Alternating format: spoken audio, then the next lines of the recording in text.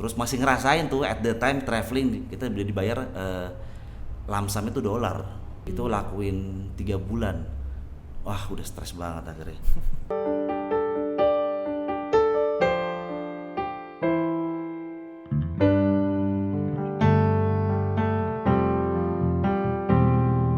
Hai, kembali lagi bersama kita di program JYP Jakayut Podcast. bersama gue Vera. Dan gue Yansen. Dan saat ini topik kita mengenai Entrepreneurship. entrepreneurs. Kira-kira siapa sih Kak yang bakal kita undang untuk kali ini?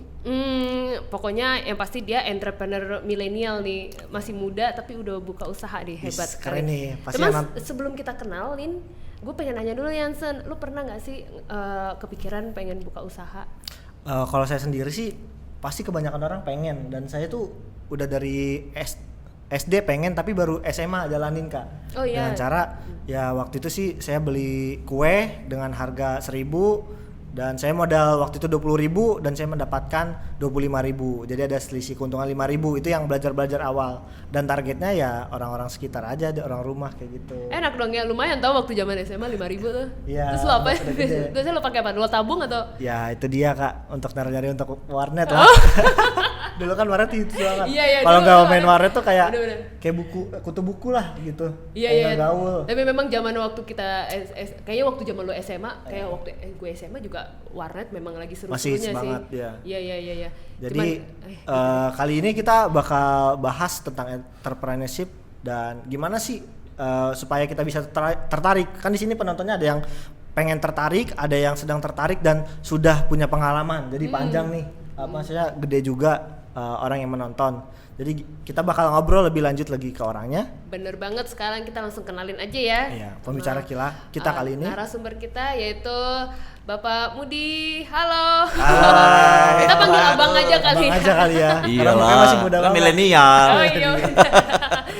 Bang Mudi, apa kabar Bang? Baik sis, waduh asik nih ketemu di Jakayut nih. Iya, Biasanya ini gue penonton, sekarang Nonton. Nah, Ini pertama kali bisa berarti ya Bang ya? Oh iya dong. Oh berarti harus ada nextnya nih. Iya. Siap. Bang, sekarang profesi berarti pengusaha ya? Ya bisa dibilang seperti itulah, sudah jalan dari 2008 lah seperti itu. Oh lama juga dong?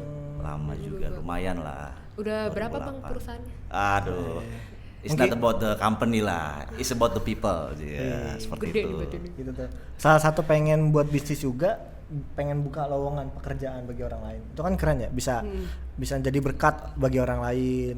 Karena kan kita gaji satu orang, tapi yang mungkin satu orang ini punya istri atau punya anak, punya saudara, jadi bisa terbantu gitu. Iya. Betul. Kalau kita bantu satu orang, lebih jadinya kayak gitu.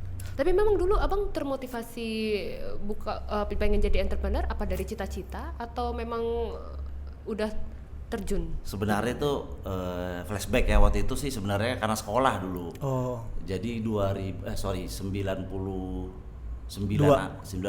akhir tuh kan kita skripsi lah bahasanya ya. Jadi kalau Berarti lagi S1 ya Bang ya? ya kalau sekolah di EUP itu di sana waktu itu di Filipina, mereka tuh unik kurikulumnya. Kenapa? Karena kalau misalnya di sini kita skripsi itu adalah mempelajari yang sudah ada. Kita kebiasaan kalau di Indonesia ini Meneliti ke kampus-kampus, ke kampus apa ke perusahaan meneliti. Nah kalau ini enggak, kita harus making something, namanya feasibility study. Jadi we create our own business dari nol itu ya Bang? dari nol. Itu sih awalnya. Jadi ingat waktu itu kebetulan kita kan orang asing nih. Jadi jurusan akuntansi, tapi tetap mau akuntansi, mau manajemen, mau bisnis, mau apapun itu harus ada FS-nya seperti itu. Okay. Jadi kita group of people 4 orang. Harus bikin nih ide bisnisnya apa. Nah itulah chapter 1 sampai chapter 5 dan 6 tuh kita harus defense. Itulah awal mulanya dikenalin apa sih sebenarnya entrepreneur itu blank kan, artinya kita kan background keluarga juga nggak ada yang pengusaha gitu kan, seperti itu. Jadi kalau mau cerita, jadi waktu itu dapat ide bisnis apa yang menarik waktu saat itu ya 99 di Manila ya di EUP Silang.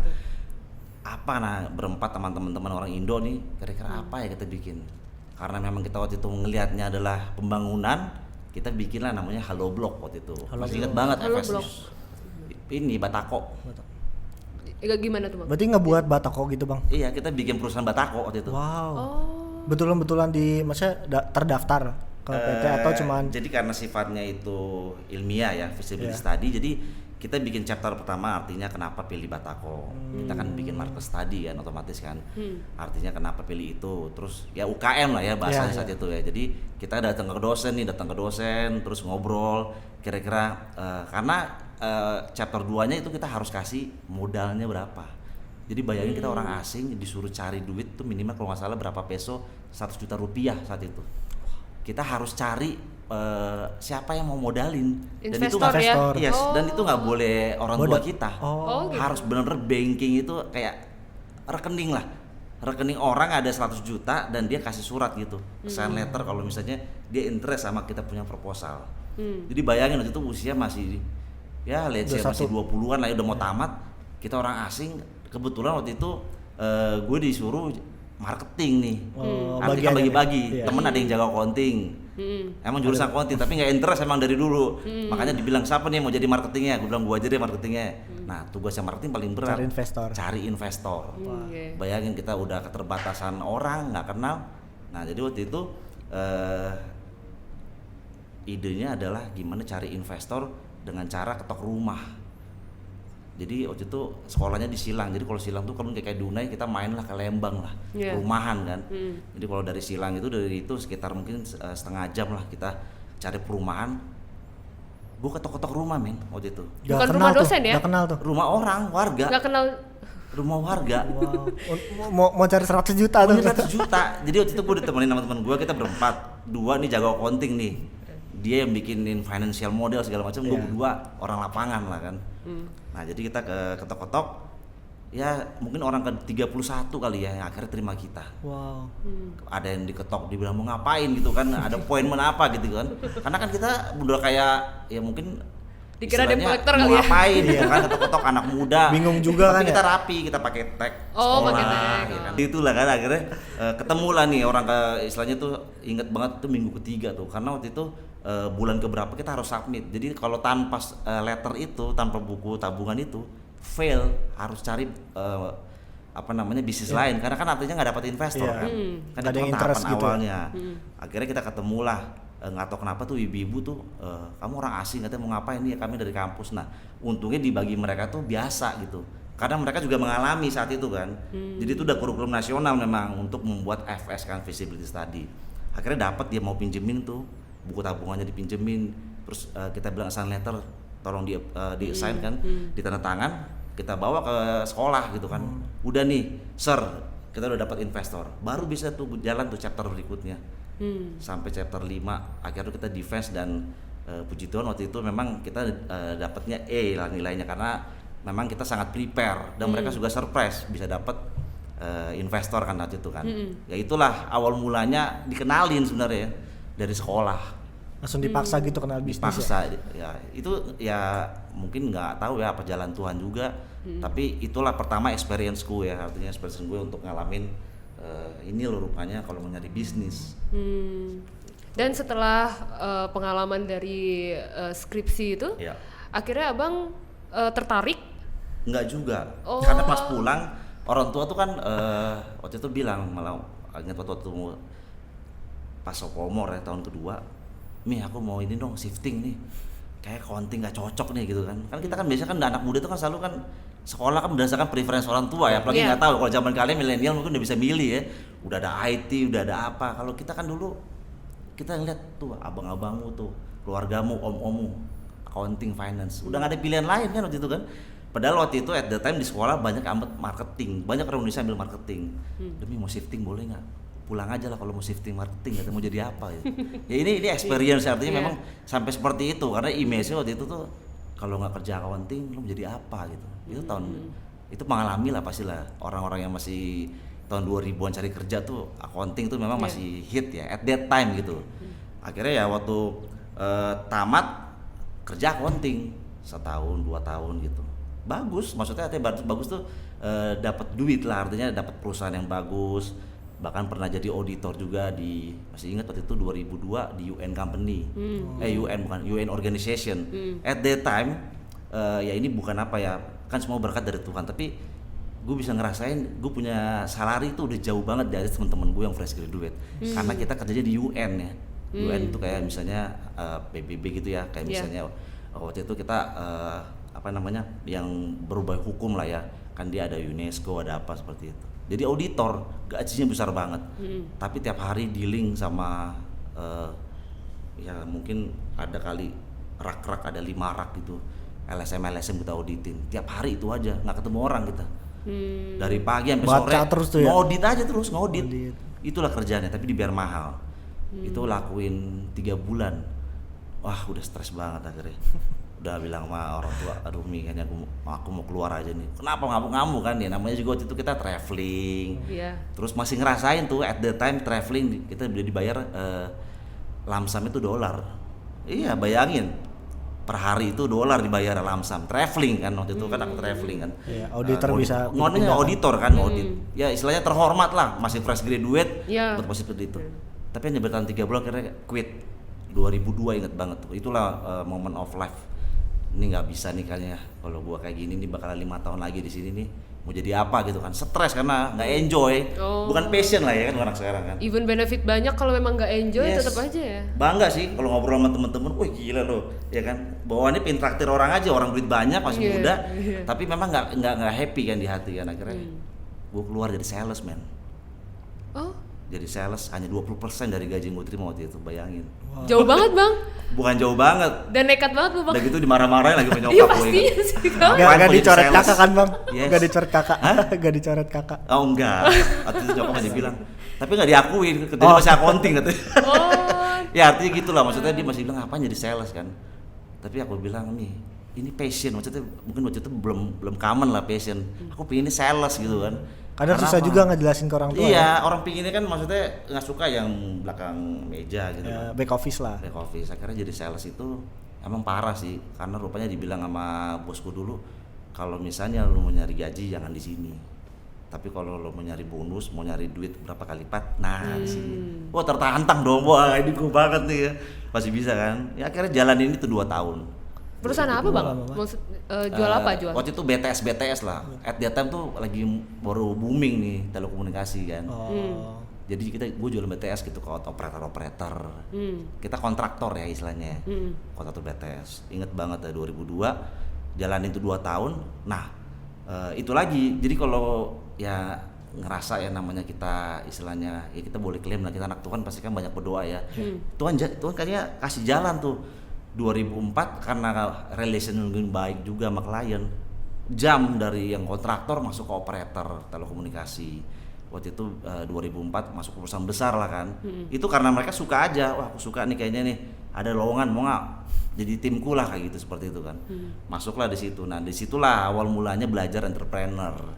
Karena kalau di perusahaan besar tuh kita posisi sales tuh diajarin how to deal with people, terus soft skillnya gimana, terus how to create the market.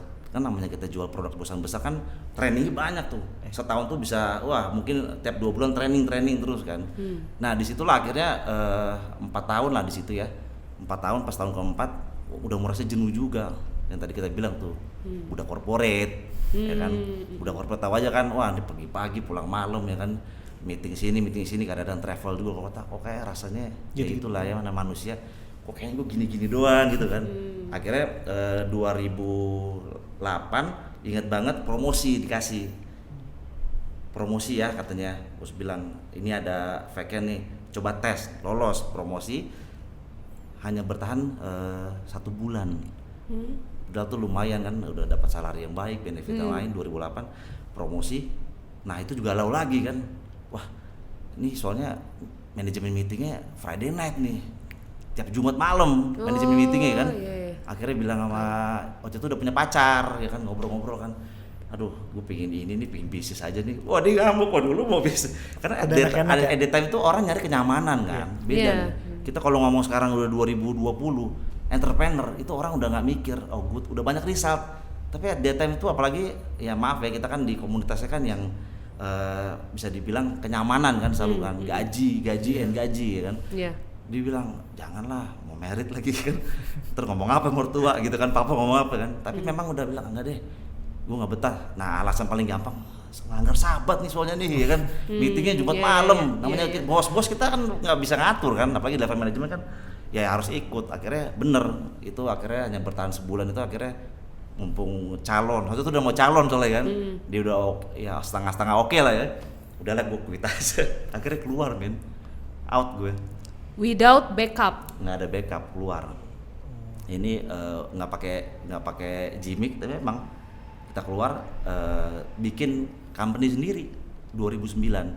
Ingat banget tuh 2009 itu, tapi memang sebelumnya 2008 tuh udah mulai jual-jualan mie ayam gitu loh, nyambi-nyambi. Oh, iseng-iseng doang ya. Iseng udah buka mie ayam, bangkrut ya kan, terus bisnis jok mobil, franchise tuh itu dulu mulai lagi naik tuh dulu tuh franchise mobil. Ingat waktu itu franchise 400 juta tuh at the time udah lumayan tuh. Kita ada berempat gitu kan. Teman-teman sekamar dulu di kampus bikin bangkrut. Jadi nyokap tuh bilang lu bisnis bangkrut mulu mau jadi businessman gitu kan. Tapi ya memang itu memang nggak ada orang yang bisa yakinin kita waktu saat kita apa, kita decision the most important thing in our life. Yang ada adalah apa, kita punya nyali, sama kedua ya ngarepin dengkul aja kan. Masa sih kita berdoa nggak dibantu sama Tuhan kan. Ya itu ini pengalaman, tapi memang ya kita rasakan. Akhirnya 2009 gue married Oktober, ya itu statusnya itu bener-bener baru build company, kadang-kadang ada duit, kadang-kadang enggak. Bener-bener company baru. Yes. Dan itu juga dari nol. Yes, kita build Dan company. ditentang juga. Hah? Ditentang maksudnya kan. Ya artinya kalau ya disupport. inilah ya, tapi memang waktu itu yang penting kan gue calon gue kan oke kan, itu aja. Oh, iya. Kita kan kalau Iya calonnya sih. udah oke, nyali ada kan, namanya anak muda kan. Ya udahlah, Jagger dia bilang ya udahlah, memang dia bilang kenapa sih? Gue percaya sama lo deh, pasti bisa. Oh, ya udah. Oke, langsung Pasangan Membara lagi tuh. semangat. Tapi ya itu memang waktu itu juga setahun kemudian kan anak lahir juga pertama, apa namanya? Bisa dibilang struggle emang, mulai bisnis itu struggle, artinya banyak yang artinya gini loh, udah deh lebih baik lo misalnya corporate lagi. Ada kadang-kadang kan kita misalnya curhat sama temen kan, malah dibilang kan lo punya CV bagus tuh, ada nih lowongan GM di mana gitu. Itu juga ada kadang-kadang headhunter nelpon, mau nggak nih masuk sini. Namanya kita di industri telco kan kecil kan, tapi memang waktu itu nggak tahu kenapa, karena punya teman-teman dan lingkungan juga yang dukung, join lah di salah satu organisasi pengusaha waktu itu. Karena waktu itu gue pikir ini kayaknya nggak bisa nih, gue nggak punya channel, nggak punya network.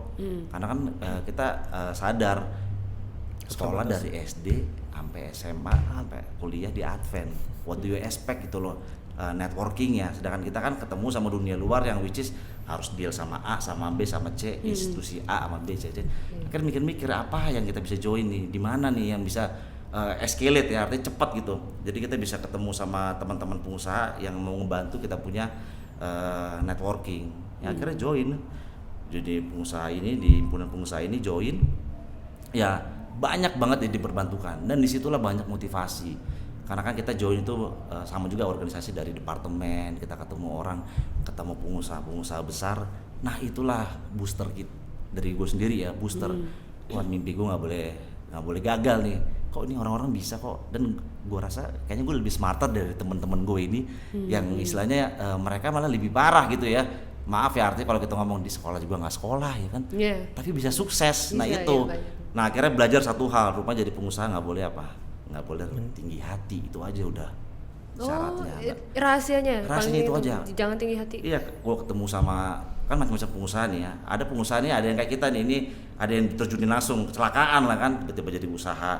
Ada yang memang di prepare dari family-nya, udah keluarganya tuh udah dari atas tuh udah ya bahasanya sultan ya, kakeknya sultan ya kan, bapaknya sultan, kayak anaknya 7 turunan sultan, lah. cucunya sultan, lahir udah sultan gitu, beda nih. Nah tapi belajar dari mereka ya, karena kita di himpunan pengusaha ini mereka tuh low profile banget gitu loh.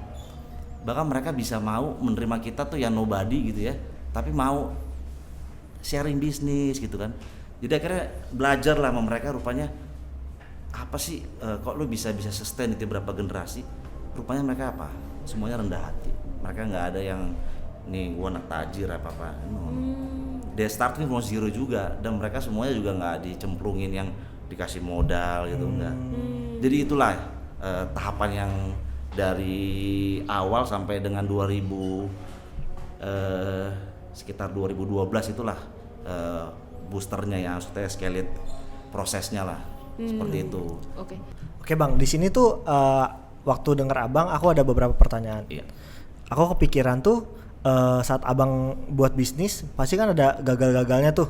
Ada tadi kan Abang nggak secara detail kayak misalnya karena apa gitu. Aku pengen tahu sih seberapa beratnya buka bisnis Ya. dan mungkin ada gangguan-gangguan yang seperti apa yang bisa di-sharing mungkin bagi kita penonton bisa jadi kalau buka bisnis ada tantangannya seperti ini, nggak yang cuman masalah modal, masalah SDM, ternyata lebih kompleks lagi nih masalahnya. Kira-kira apa sih Bang? Mungkin bisa ceritain selama ini buka. Iya bro, jadi kalau yang kemarin itu memang kita bisnis by emotion yang awal-awal buka mie ayam, franchise itu kita padahal udah dikasih basic di sekolah tuh udah ada FS kan, chapter 1 sampai 5 itu kan harusnya udah basic banget. Tapi kalau kita bisnis by emotion ya, pingin ini atau nggak ikut orang, itu kita nggak lakuin. Nah akhirnya resultnya kita nggak bisa minimal risknya itu, ya makanya itu terjadilah bangkrut lah, produk yang nggak diterima di pasar seperti itu. In detailnya sih waktu itu pas mie ayam ya buka, itu sebenarnya rame tempatnya, hanya tempatnya rame, warnet, rame nih buka di situ kan. You know what, digerebek men, karena narkoba orang di situnya. Apa? Nah, tiba-tiba ada yang bilang di situ ada tempat narkoba. Enggak, karena memang orang warnet itu kan mungkin ya nggak ngerti kontrolnya kan. kurang berarti ya. Ya kita kan hanya di luarnya aja kan, namanya juga kan dulu kan pemula kan, ada tempat space katanya yang punya warnet, sewa aja di sini katanya, rame. Tapi digerebek warnetnya, tutup dong warnetnya, ya kita udah selesai. Nah itu yang pengalaman yang kita nggak lesson learn itu nggak dilakukan, homeworknya lah kalau orang sekarang bilang nggak doing the homework gitu, harusnya kan bikin dulu FS-nya kan kalau mau bisnis. Nah itu jadi kalau saran gue sih memang ya harus kembali lagi, harus bikin dulu FS-nya, feasibility study-nya kira-kira. Jadi jangan by emotion, biarpun kita punya modal tapi tetap harus ada ininya. Cuman walaupun kita bikin study itu kan Bang, ya kita kan based on prediksi kita lah gitu. Padahal prediksi kita itu belum tentu 100% benar, tiba-tiba ada lagi datang yang kita nggak prediksi gitu, nggak sangka-sangka, ya gue nggak kepikiran nih sama ini gitu kan, dan itu membuat bangkrut. Nah itu gimana, mental abang gimana? Nah itu, jadi kan tadi kan yang pertama rendah hati ya, yang gue belajar nih, yang kedua mental. Jadi artinya pokoknya kalau mau bisnis itu bukan siap untung, siap rugi. Kalau gue mindsetnya gitu. Mentor gue ngajarin gitu, bisnis itu siap untung, siap rugi. Mindset kita benar-benar harus siap rugi ya, siap rugi. Bukan rugi, siap. Oh harus siap rugi, siap bukan dipaksa untuk merugikan. Enggak lah, pasti enggak. Kalau maksudnya biar kalau misalnya kalau kita rugi kita nggak stres paling enggak. Kalau bayanginnya untung kan nanti. Kalau untung ya puji Tuhan kan, itu kan bonus ya sebenarnya. Namanya juga entrepreneur kan bahasanya kan itu sekelompok orang yang melakukan aktivitas ya kan, dengan risiko loh. Itu coba aja Google, dengan risiko untuk dapat untung.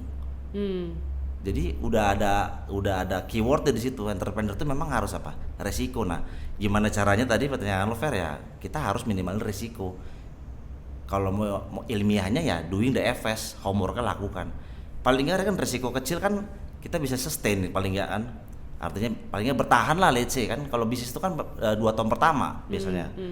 Kalau bisa survive 2 tahun pertama, ya itu biasanya 3-4-nya udah enak, mati tahun ke-5 ke-6 sama, karena kan shifting industri ya, itu sih. Tapi kalau misalkan kita memikirkan resiko sudah pasti banyak ya Bang. Tapi kalau kita mikirin terus, aduh nanti ada resiko ini, bukannya itu bakal jadi faktor kita jadi ciut lah, maksudnya terhalang lah kita untuk buka usaha. Ya sebenarnya kembali ke situ lagi kan, artinya kalau kita udah tahu risikonya kan kita bisa minimalisir risikonya kan. Artinya dengan kita minimal risikonya itu, nyali kita harusnya tambah besar dong.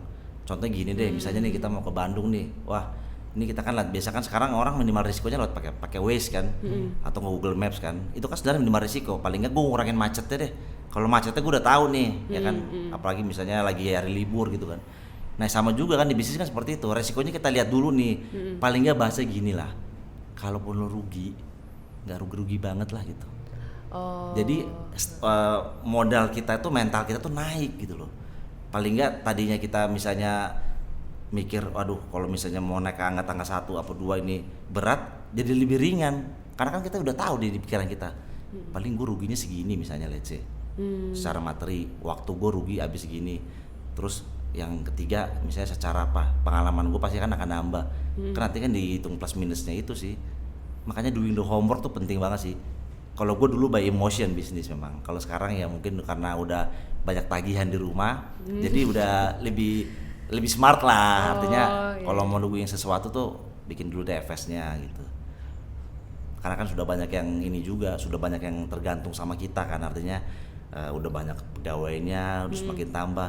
Pegawai juga tadinya masih muda-muda, sekarang udah, Pak, ini anak gue udah sunatan, udah umurnya udah 5 tahun, 6 tahun, ini anak gue udah sekolah nih, ya kan. Artinya tuh membuat kita jadi bebannya juga nambah kan. Nah artinya kalau kita namanya kita bisnis ini kan pasti kan usaha tuh nggak mungkin satu kan, pasti kan ada misalnya mau coba yang A, B, C. Kita nggak mungkin lah saat COVID begini nih sekarang nih, belajar kemarin nih COVID, itu orang akan lebih apa? Akan lebih nggak berani taruh di satu keranjang, karena pelajaran orang kemarin itu COVID sampai dia benar-benar bangkrut, itu ajarannya pengusaha zaman dulu, bisnis harus fokus. Sekarang tuh udah enggak, udah beda banget zamannya, dunianya. Kita nggak bisa taruh satu keranjang bisnis. Pengalaman COVID kemarin tuh orang banyak yang nggak survive, kenapa? Dia nggak punya option. 20 tahun, 30 tahun bisnisnya itu doang. Itu pengalaman teman-temanku ya. Teman-teman gue bilang, gue salah men, gue kemakan omongan orang zaman dulu, padahal dunianya udah nggak begitu. Kan globalization ini kan gila-gilaan. Apalagi di dunia IT ya kan Fer. Tiap 5 tahun, 3 tahun produk baru. Investasi belum balik modal, udah ada lagi seri A, seri B. Kayak iOS aja tuh kerjaannya tuh ngupgrade mulu kan. Nah itulah mungkin hal-hal itulah Fer yang kita. Tapi kembali lagi Bang ya, pengalaman Abang buka usaha dari nol nih, yang bener-bener Abang bikin PT lah ya istilahnya, gitu. Pertama kali yang Abang siapin itu selain pasti belajar study ya gitu kan, pasti modal juga ya. Selain itu apa lagi Bang? Nggak tahu gue kalau modal nggak pernah mikir dari dulu. Oh iya? Modal gue dengkul doang, nggak bohong. Doa doang udah. Ini bukan ini ya, bukan apa namanya istilahnya. Karena di podcast. Enggak. Gue modal gue doa doang bener, dengkul. Jadi? Percaya nggak? Artinya gini, gue bisnis itu dibantu sama orang terus. Itu yang gue alamin. Makanya gue nggak pernah takut sama modal. Berarti pertama kali Abang kerjain itu untuk buka usaha itu dibantu adalah sama orang. Tahu nggak dibantunya apa? Mereka nggak ngasih gue duit, dia kasih gue klien. Karena apa? Karena gue udah punya relation sama dia. Waktu gue kerja di perusahaan dari BTS sampai di telekomunikasi, gue jual diri gue gitu. Artinya pertama anaknya harus asik nih. Dani ini bukan orang toksik nih gitu loh. Gue dipanggil Dani kalau di kerja. Dia bukan orang toksik. Itu aja deh gampang kok. Lu jangan jadi toxic people deh. Kalau lu mau jadi pengusaha, lu toxic people, udah itu lu bakalan fail. Jadi kita harus jual diri kita dulu. Artinya gini lo bahasanya, lu benerin diri dulu, paling nggak diterima orang nggak sih? Lu punya pergaulan, lu punya komunikasi, makanya itu kembali lagi kan, rendah hati dulu. Kalau kita rendah hati, orang bantuin, Fer. Itu modal gue itu, bantuin gue dikasih klien. Jadi shortnya nih, gue nggak punya modal, tapi gue dikasih klien. Happy nggak? Ya happy dong. Gue udah tahu dia mau bayar kan. Berarti salah ya pemikiran kita anak-anak muda tuh, salah satu yang bikin kita kehalang untuk pengen buka usaha itu adalah modal gue dari mana? Yes, itu old fashion. Anak milenial sekarang nggak pernah mikirin modal. Lihat ya kalau di podcast anak muda sekarang, bapaknya tajir, sultan segala macam. Dibilang apa? Ini modal gue sendiri. Modal dia pergaulan, ya kan? Artinya diri dia kan yang dijual kan. Kan banyak sekarang orang jual sneakers tuh, gue kalau kemarin bisa untuk miliaran ya kan. Dijual ke temen-temennya, nggak minta uang bapaknya gitu. Makanya sekarang tuh udah beda lah. Ini kan kita kan ngomong kan smart people nih, anak-anak muda milenial. Sekarang tuh udah beda. Jangan takut bisnis. Modal kita adalah apa ya? Modal kita ya itu tadi. Bisa dari pergaulan. Kita bergaul sama orang juga asik, bukan orang toxic people. Pasti orang akan bantu deh. Gampangnya gini lah, gue mau mulai misalnya bisnis restoran nih, yang pertama paling lu ini apa? Kan short di WA grup temen-temen dateng doang ya kan. Dia kan udah ngasih cuan tuh, kan udah punya duit kita. Dia beli makanan kita, ya kan. Modalnya itu gampang. Instrumen sekarang udah banyak kan pemerintah kan. Ada fintech, ada pinjaman 1 juta, 2 juta, mau sampai pinjaman berapa juga ada instrumen ya kan, banking. Dan sekarang pemerintah kita juga sekarang kan support banget UKM kan. Industri kreatif. Nah, itu kita harus lihat sebagai peluang gitu. Jadi jangan takut untuk step pertama. Apapun itu. Kita bisa lihat lah di komunitas kita ya. Udah banyak kan yang jadi bisnis woman kan, teman-teman kita kan. Sekarang udah punya toko tuh, gue liat ibu tuh tadi itu. Iya. Teman kita itu canggih nggak, coba lihat. Awalnya jual dari mana? Instagram. Sekarang udah punya toko. Udah ada Iya pasar dong. Udah cari pasar dari Instagram. Iya. Udah ada baru mulai buka. Artinya kita harus percaya lah, masa sih lu berdoa sama Tuhan, Tuhan kita kan maha adil nih. Dia kan juga orayat labora kan. Kalau kita kerja keras, doa, masa nggak dikasih jalan sih? Ya gue selalu percaya itu. Makanya gue kalau tanya modal lu banyak apa, nggak ada, modal gue dengkul doang. Serius. Iya, karena modal itu zaman sekarang tuh udah nggak penting, modal uang ya artinya ya. Iya. Tapi ya diri lu ini, contohnya startup nih sekarang nih, startup kan, dia kan lihat siapa sih foundernya, ya kan. Pitching pertama kan dilihat nih, personality-nya gimana sih ini orang gitu kan. Ini orang tahan mental nggak ya kan? Kok dia mau sih kadang-kadang kayak cerita-cerita si Topet gitu kan, Shopee lah apa gitu ya. Itu kan orang from zero to something semua kan, kalau kita lihat dia punya biografi kan. Tapi apa? Dia punya modal. Paling nggak orangnya harus diterima dulu gitu loh. Kita harus bisa membuat jadi pribadi yang apa ya? Ya jangan toksik lah ya gitu ya bahasanya lah. Karakter penting lah ya. Karakter penting di bisnis. Berarti modal abang pertama itu bukan uang ya, Enggak. tapi Investasi diri investasi gitu ya. diri Betul. dan akhirnya dapat klien. Dan Dapet setelah klien. itu Kalau udah ada klien ya kita barulah. udah reguler aja kan, tinggal kita maintain. Dan Kontrol, kalau sudah ada evaluasi. klien, kita minjem kan lebih enak bahasanya. Bahasa tuh kalau kita pun bisa mau investor, ya kan, Pak saya butuh modal nih, proyeknya udah ada, ini kliennya ada, udah bayar lagi dia ya kan. iya ya. Artinya kita lebih gampang lagi kan untuk mengembangkan bisnis. Udah dapat klien, produk ada, klien ada, investor ada, dan akhirnya berapa tahun bang? Baru setelah itu bener-bener ya jadi PT lah, resmi lah. Ya, Kalau menurut PT abang itu udah oke nih, udah sukses lah. Gue nggak pernah ngeliat diri gue sukses sih. Artinya gini, kalau bagi gue sukses tuh nggak tahu ya kalau orang lain ya. Ini gue nggak ngomong inilah ya, nggak ngomong apa ya. Individual. Bahasanya nggak ngomong materi lah ya. Iya. Tapi bagi gue sukses itu adalah kalau apa? Kalau karyawan gue nambah 100 setiap tahun, itu sukses gue dah. Bukan buat gue loh, tapi buat orang lain. Iya. Kalau nggak tahu ya, Manfaat maksudnya bagi orang apakah lain lah. terlalu idealisme, tapi enggak. Karena gue belajar dari orang-orang yang besar. Kita nggak usah ngomong jauh-jauh ya. Itu kan gue selalu baca tuh Hairul Tanjung, dia punya CT Group. Dia bilang apa? Kebahagiaan dia apa? Karyawannya nambah. Lu bayangin udah segede langit, dia kan langit nih. Dia aja masih begitu men, masih humble banget men. Nggak pernah dibangga-banggain tuh kayak si flexing people tuh. Ya kan, punya Ferrari, punya apa? Akhirnya Injil kan. Nah, itu loh maksudnya. Kita harus lihat tuh orang-orang yang memang berjuang dari nol ya. Itu harus jadi contoh kan. Dia nggak pernah bilang tuh si sekelas CT, kalau misalnya gue perusahaan gue udah ribuan sekarang enggak. Tapi selalu dia bilang apa? Karyawan tambah banyak, udah bisa disekolahkan, ya kan, yayasan tambah banyak. Nah itu sih sebenarnya sih aimnya sih itu sih sebenarnya fair. Kalau PT itu memang dari awal udah PT, sudah bikin PT dari awal sudah harus. Karena kalau syarat kita di pemerintah kan memang harus itu kan. Harus PT, Harus iya, PT. iya benar. Harus Tapi berbadan. pas udah istilahnya kayak fondasinya udah nggak goyang lagi lah bang gitu. Udah Nggak ada settle goyang gitu. terus Fer. Goyang. Goyang terus. Kalau ada orang bilang fondasi gue kuat, gue mantap. Kalau gue orangnya ini aja. Siapa yang goyangin bang? Siapa dan apa yang goyangin nih? Itu pertanyaan menarik nih ya. Siapa dan apa ya? Banyak. Ada yang kelihatan, ada yang nggak kelihatan yang goyangin. Oh iya. Ternyata ada hantunya juga ya. Ada hantunya juga di. Enggak lah, kita nggak bilang hantu lah. Apa faktor-faktor yang biasanya bikin fondasi Goes off, usaha itu goyang bang? Kalau sebenarnya sih kalau ya ini gue punya partner in life ini kan selalu bilang lu tuh nggak fokus gitu misalnya kan. Pasti dia selalu bilang lu fokus kayak coba kayak kerjain kayak yang ini belum gede banget ya. Partner life gue di rumah selalu ngomong gitu. Yang ini belum gede banget lu bikin yang lain gitu. Sedangkan kalau gue kan di lapangan kan ngeliat kan ini industrinya ini nggak akan sustain, berubah terus ya kan. Makanya kita selalu bikin apa produk baru ya kan. Itu hal-hal yang memang bisa jadi kenyataan kan. Omongan istri kadang bener, ya kan, karena kita kurang fokus tuh jadi goyang. Itu kita akuin aja, memang kurang fokus. Tapi memang puji Tuhan banget ya kemarin waktu pandemi itu, karena gue nggak fokus lah gue bisa bertahan. Kalau nggak gue kelar juga, mungkin gue waduh apa nyari kerja lagi. Karena pandemi kemarin tuh 2 tahun itu bener-bener ini pengalaman pribadi ya, itu bener-bener industri yang kita jalanin itu rupanya yang nopang keluarga lah bahasa gitu.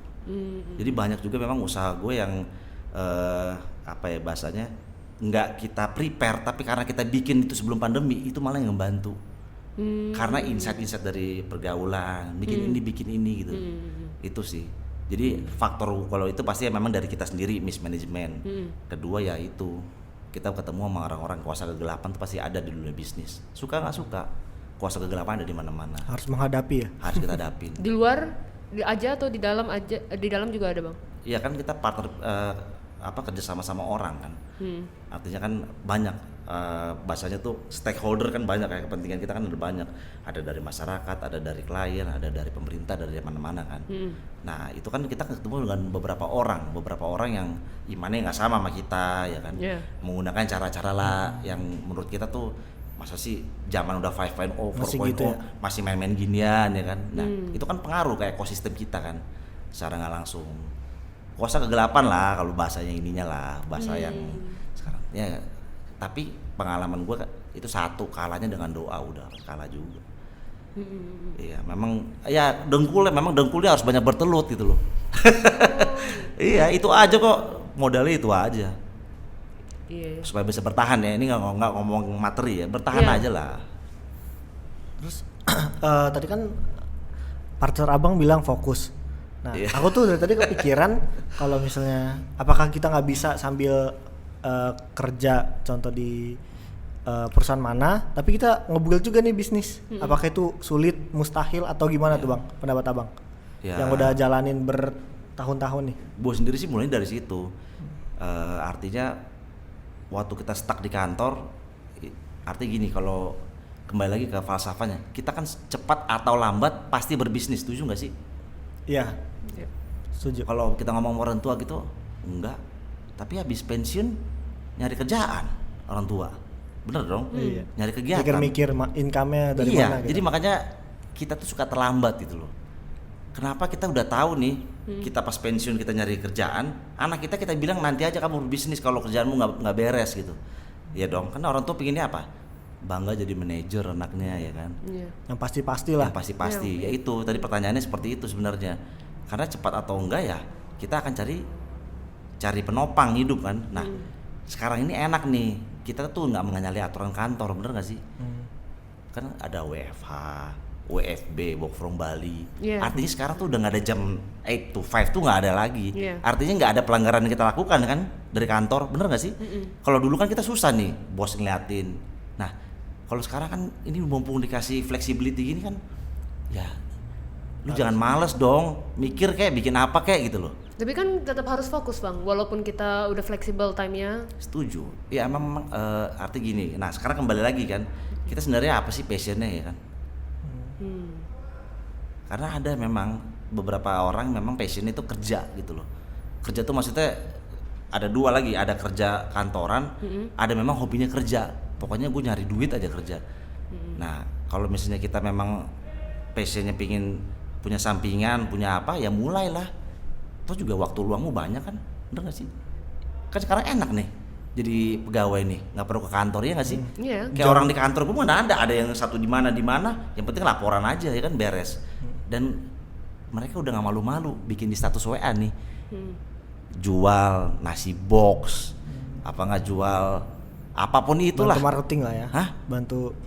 Ya artinya kan kalau dulu kan kita kan takut, wah ini dimarahin bos nih sampingan. Kalau enggak sekarang mereka enggak, malah di LinkedIn-nya nih status pegawai kita, tapi apa? Oh ada yang lain. Founder PT ini, wes. Oh iya. Nah, itulah kayak gitu-gitu tuh kita harus open minded gitu loh, ya kan? Jadi kalau gue sendiri juga, gue selalu encourage bro yang tadi. Percaya nggak? Gue punya pegawai nih, ada dari 2009, pertama kali dia join sama gue. Sekarang dia lebih gede bisnis dari gue. Itu kenapa? Karena pas waktu gue goyang gue bilang gini, udah lu bikin bisnis sendiri aja deh gue bilang. karena nih orang nih gue liat ini banget nih apa namanya Betul. persisten ya, dia melebihi gue persisten yang ngejar banget ya kalau sesuatu kan. Gue bilang lu bakalan sukses, tapi gue nggak punya modal, udah lu keluar dulu dari sini, gue bilang, daripada lu hanya dapat gaji ya keadaan segini kan, kantor itu lagi goyang kan, lu keluar aja, gue bilang. Wah gimana nih anak gue udah satu, gue bilang gue juga mulai juga dari situ kok. Kemarin gue WA sama dia, gila men bisnisnya udah banyak banget, dan dia udah happy, udah beli rumah, udah beli apa.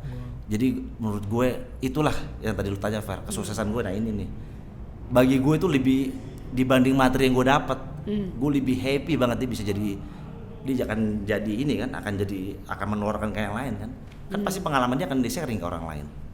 Bahasanya paid forward lah. Berarti pengusaha itu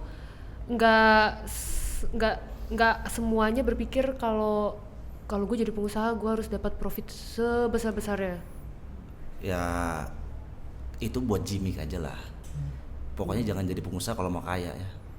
Oh. Kalau nggak mau Itu stres jadi pengalaman. gila ya. Karena kalau misalnya lo lu udah materi kaya gitu ya, nanti lo kena obstacle dikit, stres. Kok gue nggak kaya nih gitu loh. Tapi kalau gue filosofinya dari dulu ya itu, gue pingin punya karyawan besar gitu, karyawan gue banyak pingin. Jadi kalau misalnya nggak profit, paling nggak kan ya gue happy lah liat mereka statusnya anaknya masih sekolah gitu. Nggak apa-apa, gue udah biasa sama bini gue nih, sama istri gue dari dulu. Percaya nggak, gue punya uang 100 nih profit, 99 buat orang men, kitanya 1 dapetnya. Iya, itu udah gue biasain dari dulu. Bahkan mereka pun yang mempunyai hak pertama, 1 itu termasuk misalnya perpuluhan gue apa ya, tapi 99 itu buat orang dulu. Karena waktu lo jadi pengusaha ya itu yang lo pikir itu bukan diri lo, orang lain dulu. Bisa nggak kita, makanya itu tadi kuncinya kan, rendah hati nggak kita gitu loh. Kalau kita belum bisa punya rendah hati, kita pasti kan wah dulu lah gue yang capek-capek. Tapi nggak dibalik, reverse, operasional dulu lo harus kelarin kan, gaji nggak boleh telat. Itu di luar dari Itu prinsip ya. Tapi itu di luar dari harus menuruti peraturan pemerintah ya. Yes, pajak segala macam. Makanya gue bisa bilang dapat 100 perak, 99 itu buat orang. Buat hak orang, hak pemerintah gitu. Kita dapat 1. Nah, itu harus pinter-pinter, apalagi kalau udah berkeluarga kan. Lo harus bisa menjelaskan dong ke orang rumah. Nah, aku banyak proyek loh. Iya dong. Yang di bawah segini doang. Ya, artinya ya maksudnya itu boleh ya gue jawab ini. Itu next interestingnya loh kalau udah berkeluarga loh. Akhirnya tau nggak, gue kan capek ya berapa tahun ya, gue cemplungin bini gue sekarang ke bisnis. Iya, istri gue cemplungin ke bisnis. Iya ya, biar lo tahu ya, biar Gini lo ngerti loh, gitu keadaannya. Gini loh, gitu. Awal-awal dia Dunia gue nggak mau. Ah. Di atas sisi kan paling gampang kan, paling gampang caranya orang cemplungin ke bisnis apa? Cari aja dia punya passion apa. Gitu. Tapi gue penasaran bang, pasti dong abang tadi cerita adalah pengalaman terpuruk lah ya. Iya. Tapi dari sisi ekonominya perusahaan lah, gitu kan. Apalagi waktu pandemi kemarin. Paling buruknya nih kalau boleh bang cerita ya. Paling buruknya itu apa? Maksudnya apakah karyawannya abang harus terpaksa harus di cut off atau ya udah gajinya dikurangin dulu ya gitu. Saya ngutang lagi gitu. Paling buruk. Atau dibayar. Ini jujur ya, ini nggak ada gimmick. Gue 2 tahun itu kemarin pandemi, karyawan gue kerja nggak kerja, gaji nggak ada gue kurangin. Nggak ada yang gue kurangin seperak pun, bagi gue haram. Ini bukan gue pencitraan, bisa tanya deh yang kenal sama gue deh. Nggak ada yang gue kurangin. Bahkan mereka bingung, kalau bisa kita tetap jalan. Gue bilang, ya maksud gue gini loh, ya gue selalu mikir, karena konsepnya dari awal gitu, gue dapat 199 botol. Jadi bagi gue kalaupun sekarang gue harus ngambil tabungan gue nih, I have no problem with it. Kenapa emang? Itu juga pandemi ini kan nggak akan seperti ini terus gitu. Nah, tapi ya itu tadi, ya berkat Tuhan ya, dibalikin kok sama Tuhan kok. Pas setelah pandemi dikasih proyeknya juga banyak kok, lumayan. Artinya gini loh, memang lo harus ada faith di situ juga sih.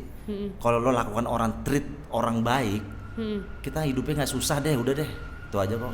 Nih ngomongin duit ya, tabungan gue habis Fer, kemarin pandemi nggak bohong, habis. Ya kalau gue bilang minus, tapi masa sih minus ya kan, serius. Tapi nggak pernah kita kurangin apa gaji orang, nggak. Hak orang. Dan gue nggak pencat orang loh, gue nggak pencat orang. Iya. Yes, orang tuh makanya bingung juga, dia nggak ngapa-ngapain masih lo gaji. Gue bilang ya kan ini udah part of my life, udah lama sama gue gitu kan. Kenapa gue harus pencat orang gitu? Itu sebenarnya paling gampang tuh momen ngurangin pegawai pas pandemi. Kita nggak dimarahin pemerintah, nggak dimarahin sama keluarganya dia, nggak dimarahin sama orang sekeliling. Lah pandemi hak orang dong, pandemi semua susah, ya kan? Tapi gue belajar di situ ya, mungkin ada masukan juga kan. Udahlah, kalau misalnya lo mau sesuatu yang baik, bikin yang baik.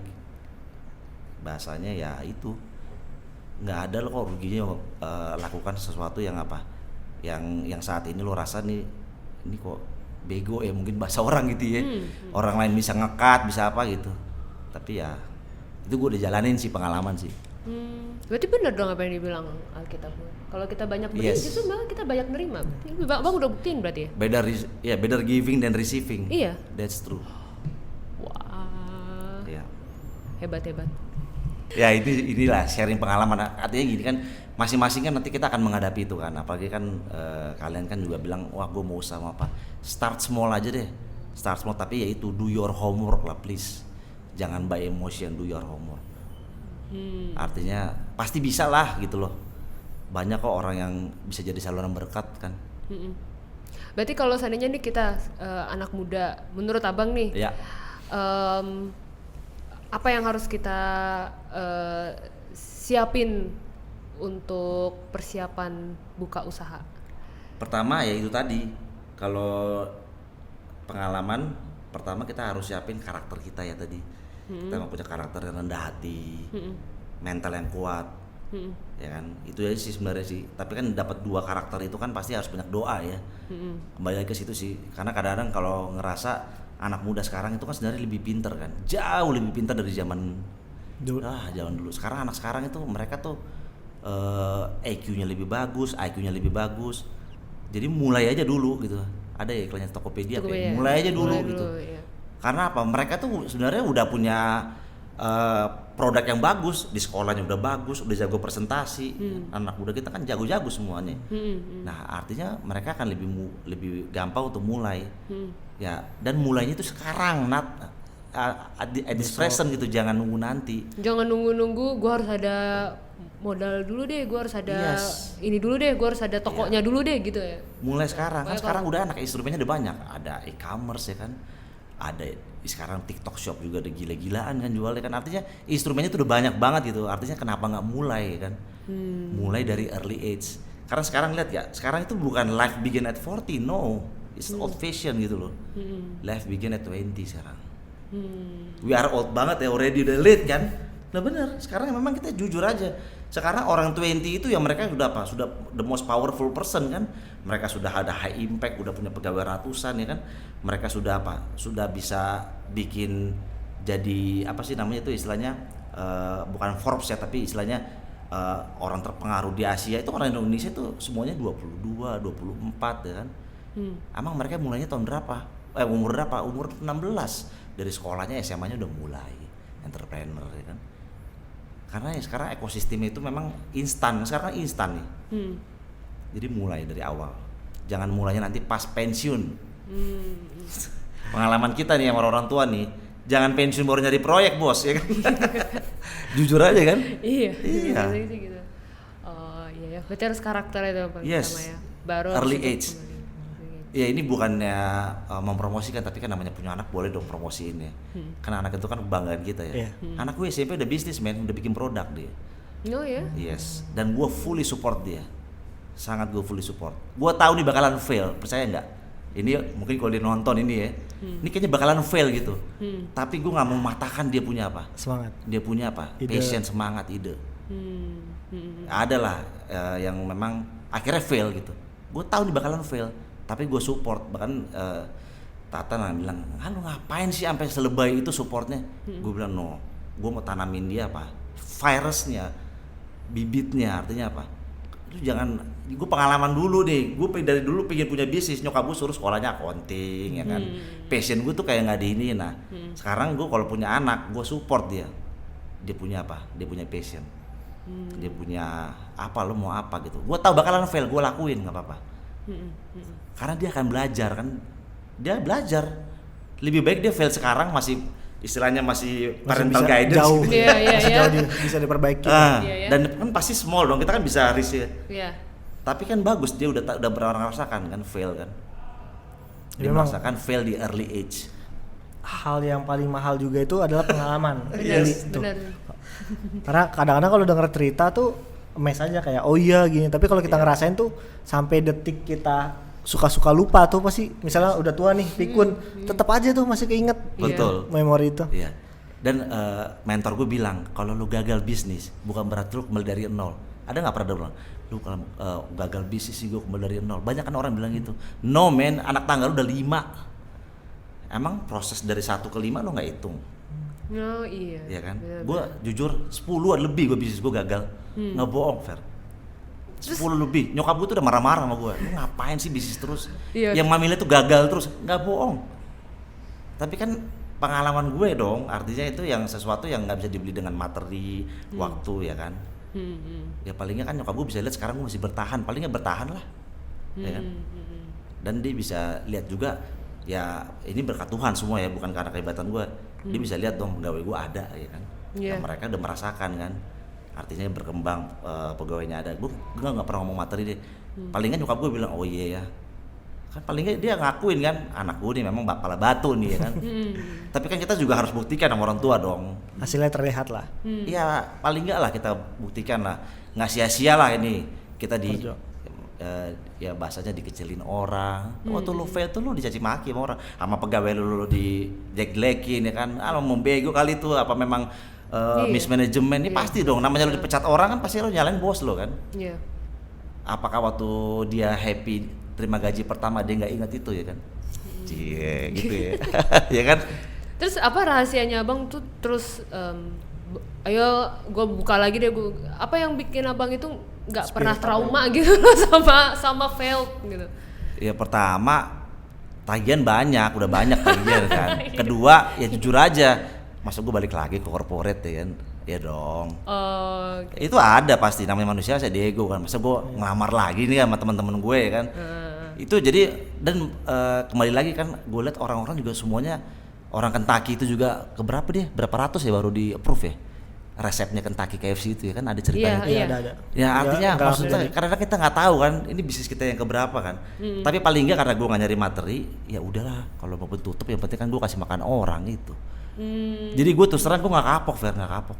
Nggak kapok. Iya. Kan paling nggak kan gue happy, orang paling nggak gue ada pegawai, mereka makan, mereka bisa sekolahin anak. Iya, Karena gue nggak pernah aimnya tuh untung, gue nggak mau aimnya untung. Berarti memang mindset kita itu Mindset gue rubah ini aja ya, udah. memang Jadi gue harus nggak pernah stres dirubah. men, asli. Gue nggak pernah stres. Itu kemarin kita punya usaha tutup tuh pas pandemi. Bisnis bini gue lagi kan ini pertama kan, Tata kan baru bisnis pertama tutup. Tapi gue bilang gini, nggak apa-apa lo tutup. Tapi lo udah ngerasain kan. Sekarang nih bisnis kedua ketiganya gue kasih, dia mau aja tuh ngerjain. Karena apa? Dia udah ngerasa kan, oh enaknya gue punya pegawai, gue jadi saluran berkat, bisa ngabar Injil kan. Jadi percaya deh, itu hal-hal yang nggak bisa dibeli dengan materi. Kadang-kadang kita kalau ngerasa ya kan ini orang kok apa namanya udah sekaya itu tetap aja dia bikin perusahaan terus kan. Apa nih orang candu, apa nih orang nggak mau capek gitu kan. Tapi apa coba kayak sekelas Bakri itu udah tua. Dia selalu bilang kebahagiaan gue lah karyawan gue itu. Terus bang, kalau soal penginjilan ya Iya. kita kan minoritas lah termasuk lah ya. Dan gue keinget sama hari Sabat. Biasanya kan usaha-usaha kita ya pasti lebih banyak dapat modal lah kalau bukanya pas weekend gitu. Sedangkan kita kan gereja, Iya. apalagi hari Sabat. Bener. Nah itu bagaimana bang? Bener, jadi Cara nge-handle? ya artinya gini ya, ini kan pengalaman, nggak tahu ya kadang gue kalau ngobrol sama temen-temen pengusaha itu karena mereka kan tahu gue kan ya bahasanya penyuci hari Sabat gitu ya. Jadi gue selalu menghindari bisnis-bisnis yang hari Sabat lo nggak bisa hindarkan, jujur. Oh, jadi Makanya abang yang sortir sendiri Gue pilih. sortir bisnis yang kira-kira nggak bisa. Nah kalau IT itu enak, karena yang gue jalanin cuma IT kan lumayan lama. Kita bisa yang jalankan kan sistem. Palingnya kan kalau di Alkitab dibilang kan karyawanmu, binatangmu ya kan. Nah kalau IT ini gue nggak ngerti, gue belum dapat terjemahannya nih. Dia apa gitu ya? Istilahnya mesin itu apakah termasuk ya kan apa gimana lah. Tapi ya namanya juga ya orang berdosa ya bagi gue itu masih bisa kita exclude lah. Jadi around sahabat itu memang sama sekali nggak ada kegiatan. Tapi sistemnya bekerja. Nah kalau misalnya sistem pun nggak bisa kerja, palingnya kita bikin third party. Jadi sebisa mungkin kita harus ada idealisme memang mengenai sahabat ini bisnis. Third party aja yang ngerjain. Artinya misalnya vendor partner itu kan kita nggak bisa kontrol ya. Yang bisa kita kontrol adalah yang saham yang kita punya kan kalau perusahaan kan. Artinya beban kita itu hanya itu aja. Tapi kalau di luar itu ya bukan it's not my obligation dong. Orang mau bekerja, orang namanya itu dia vendor apa gimana kan gitu. Kan kita nggak bisa dong the whole world kita suruh hey you stop semuanya harus sahabat. Iya dong. Artinya limitasinya akan ada. Yang kita bisa kontrol stop, yang kita nggak bisa kontrol ya kita udah kasih tahu nih silakan aja gitu. Itu sih mungkin yang Iya ya, strateginya menarik ya. Dan kalau nge-build relasi ya kita kan kalau bergaul kita beda ya Bang ya, karena kan nggak boleh minum, nggak boleh ngerokok gitu kan. Padahal mungkin teman-teman abang, relasi abang itu ya pergaulan seperti itulah. Ya gitu. Nah, itu abang gimana nih? Ya itu memang positioning kita aja sih. Kalau di brand kan marketing kan tuh ada namanya positioning, diferensiasi gitu ya. Produk kita kan produknya produk sahabat nih. Sahabat itu turunannya banyak kan ya. Wah ke Advent kan paling banyak nih turunannya kan, A sampai Z lah kan ya nggak bolehnya. Selalu gue bikin positioning di pergaulan, artinya waktu join juga di teman-teman yang memang pengusaha itu mereka selalu tahu itu loh, gue nggak ngerokok, nggak ini dari awal. Itu sama kayak kita ngelamar kerja kok nggak sulit. Begitu lo interview pertama nih, bos gue nggak bisa Sabtu masuk, lu nggak akan disuruh masuk on the next day. Tapi begitu lo interview bilang oh iya pak, ya nanti ya pak, kalau saya mungkin usahain. nanti saya bisa. Itu kan excuse itu yang membuat kita apa? Dikejar orang ya kan. Itu sih pengalaman gue sih. Dan mereka apresiasi kok, karena mereka basically kalau apa namanya di dunia usaha itu kan kita kan sejajar kan. Lo bisnismen, gue bisnismen. Lo mau triliunan, gue mau UKM 1 juta, tetap sejajar dong. Artinya mereka appreciate kok. Kita punya pergaulan juga mereka kan, kita kan berlatar belakang banyak, ada yang dari yang lain. Nggak ada isu sih itu sebenarnya. Oh ya, as long as kita menjaga prinsip kita dari pertama ya, dari tapi pertama ya. Gitu gue percaya itu Matius itu garam dan terang. Jadi kalau lo bikin perbedaan, garam itu kan udah beda kan lo kan. Artinya kan garam itu kan ya lo udah beda sama yang lain nih. Udah pasti lo terang nggak berikutnya. Iya dong. Itu aja sih. Yang penting jangan sampai nggak asin lagi nih garamnya ya. Karena kalau lu udah dari awal udah sama, lu bagaimana mau switching gitu loh. Kemarin kayaknya lu gitu deh. Iya ya. Ini ada Roh Kudus sama nih. Betul lah. Ya sebenarnya yang mempersulit itu kayak diri kita sendiri. Kita nggak usah kecil hati lah.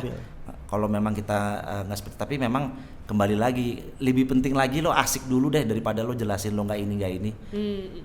Di pergaulan ya. Pergaulan dulu, ya. Mereka akan lebih appreciation kalau misalnya lo tuh orang pribadi yang apa ya bahasanya, jangan toksik deh gitu ya. Dibanding lo menjelaskan A B C D gitu. Bener. Ternyata sudah terbongkar semua rahasia how to be a good entrepreneur gitu kan. Orang lihatnya kayak Bang Budi ini hebat banget gitu, tapi kan kadang-kadang orang nggak tahu ya. Iya. Sekompleks apa untuk sampai sekarang nih bertahan istilahnya atau bisa berkembang grow. Amin. Tapi masih seperti tadi yang lu bilang Fer, nggak ada yang sustain Fer kalau bisnis. Iya, ombak terus. Yes. Walaupun udah triliunan ya, tetap ada. Pastilah. Kan kalau makin tinggi pohon kan makin banyak nih angin. Makanya jangan pikiran profit terus ya. Tapi jadi saluran berkat aja udah. Itu aja, saluran berkat aja udah. Simple aja lah, bikin lah. Bener. Uang juga nggak dibawa mati men. bener juga. Iya, nggak dibawa mati. Ngumpulin banyak-banyak tiba-tiba mati. Iyalah. bener juga ya. Berarti hari ini kita udah banyak lah mendengar. Bener, udah banyak ilmunya, teori-teorinya gitu kan, kita udah tahu lah ya. Berarti kita sebagai anak muda jadi semakin termotivasi kan untuk jadi entrepreneur ya. Berarti udah harus dong. Langsung mulai ya, nggak ada kata besok lagi ya. Harus nunggu dari ya, kalau udah bisa menganalisa, udah bisa jalan silakan. Berarti abis podcast ini kita langsung dong. Nanti kita bikin grup kalau perlu. Iya kan? Iya bisa tuh. Mulai dari apa? Iya dong. Gitu kan? Kita bikin grup gitu, Jaka Entrepreneur ya. Iya dong, harus dong. Percaya nggak? gue sekarang banyak belajar dari kalian-kalian yang muda. Karena kalau misalnya di dunia bisnis tuh mereka yang lebih pinter loh. Mereka yang punya networking, mereka yang punya kayak apa ya, kayak ekosistem itu mereka yang punya. Sekarang tuh udah beda men, semakin tua semua. bukannya orang yang tua yang ngontrol global ini. Apa bisa kita bilang di dunia teknologi, dunia konten, dunia apa? Itu semua yang ngontrol adalah apa? Milenial. Makanya kita harus dekat sama milenial, banyak belajar sama mereka. Iya. Justru kita milenial juga banyak belajar juga sih dari yang Iya. dari yang orang tua Karena kan ya. pengalaman ya. Iya, karena pengalaman. Kalau kita cuma modal berani doang nih. Iya benar. Tapi networknya di kalian loh. Iya. Itu yang apa namanya yang harus kita adapt kan. Kalian yang punya kan kalian yang Bergaul sana show-nya sini, itu ya. di milenial gitu loh. Iya sih. Makanya pemerintah kan juga kasih porsi yang besar buat milenial kan, jadi pemimpin, the next leader kan. Iya. Yes. Kita mah udah old people lah. Iya. Di majelis aja udah banyak yang anak muda sekarang. Wah, iya benar. Iya. Ya, gitu. Running the show istilahnya kan. Iya ya, moga-moga Yes. kita yang milenial ini sukses ya. Amin. Harus lah, amin Kan? lah, amin. Sukses ya. Oke Bang, untuk menutup ini apakah Abang ada pesan-pesan untuk yang mendengarkan Bang? Ya, kalau dari ini ya, dari yang kita bicarakan hari ini pokoknya ada 3 hal lah ya. Kalau misalnya ada buku The Secret itu kan bilang kan selalu kan apa yang kita pikirkan itu akan kejadian, itu memang benar. Tapi ilmu dunia itu kan selalu Tuhan terakhir ya kan. Ya mungkin episode ini doa dulu lah. Doa yang pertama udah pasti kita andalkan Tuhan. Yang kedua adalah kita harus mempunyai rendah hati. Ini memang yang paling sulit nih. Sama yang ketiga mental yang kuat. Udah, the rest God will do. Udah simple is that. Iya. Kunci sukses Bang Budi. Iya. Sukses Bang Budi dan kunci kita jadi entrepreneur nih. Rendah hati. 3 itu aja dilakuin, kalian pasti bisnisnya jalan. Amin. Karena udah terbukti nih Bang Budi Iya, dan sudah. bukan Bang Budi juga yang berhasil gitu, tapi karyawannya yang tadi udah ceritain juga belajar dari Bang Budi dan lakuin gitu. Iya, benar. Dengan seberani. Dan akhirnya ya sama-sama sukses gitu. Oke, thank you so much ya Thank Bang. you, ya. Thank you. Udah Aku datang, terima kasih nih, udah thank you. meluangkan waktu Sukses ya Youth Podcast. Mantap. Thank you guys. Kasih. Sekarang kita tutup ya. Oke. Thank you so much for watching and listening. Jangan lupa untuk terus menonton dan subscribe YouTube channel kita dan follow IG dan sosial media lainnya. See you on the next episode ya. Dah. Dah.